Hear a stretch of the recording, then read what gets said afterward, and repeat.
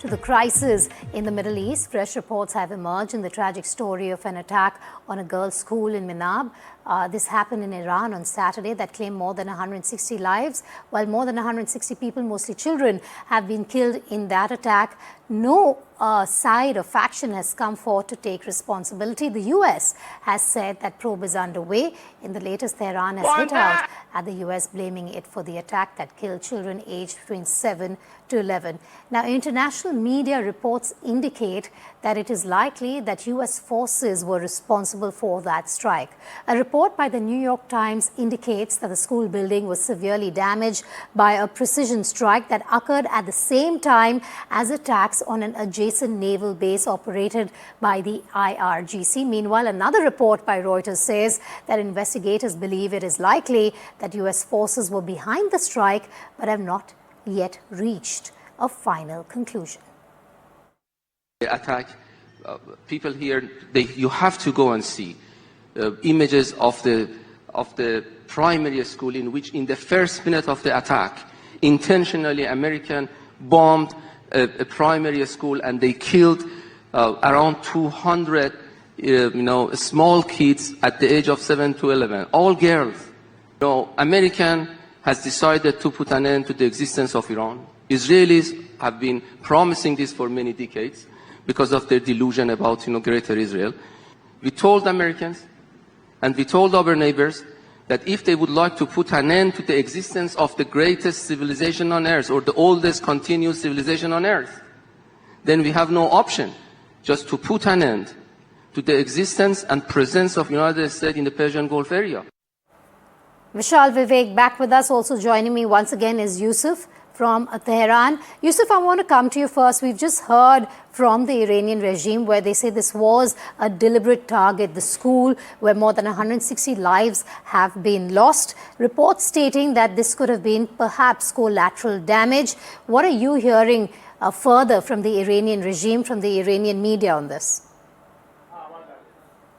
Well, first, talking about that, we're not really certain, but from the comments of Iranian officials, they've been trying to raise awareness, global awareness about the civilian damages and the civilian, of course, casualties inside or as part of this ongoing war. They've been trying to say that the United States does not care about Iran's civilians. They've been just talking about the fact that they just target Iranian military institutions.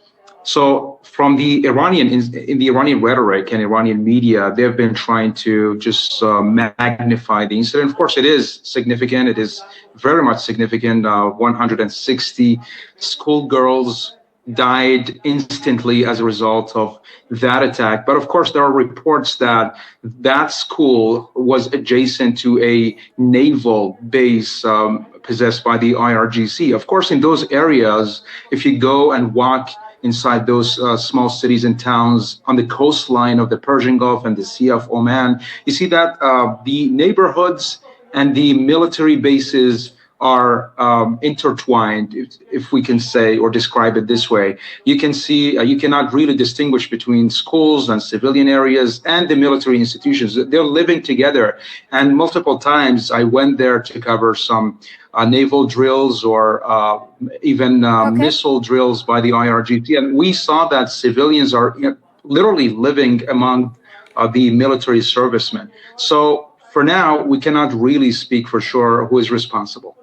Well, we can't speak for sure who's responsible, Vishal, but what we know from these two reports is that perhaps it is likely that this was a US strike that went wrong. But what adds to the story at this point is the fact that no one can deny it's been more than 6 days since this attack, and there has been no clear word from the US administration on what went wrong.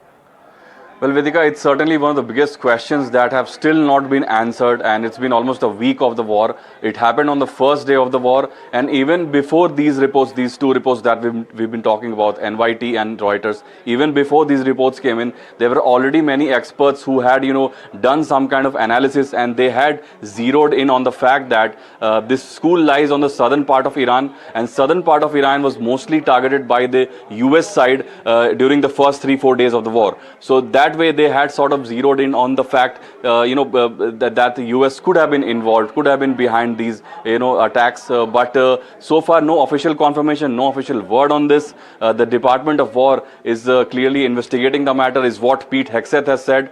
Many details are still to be divulged, but both these reports seem to almost clearly indicate that US was involved in these attacks, although not officially commented on it.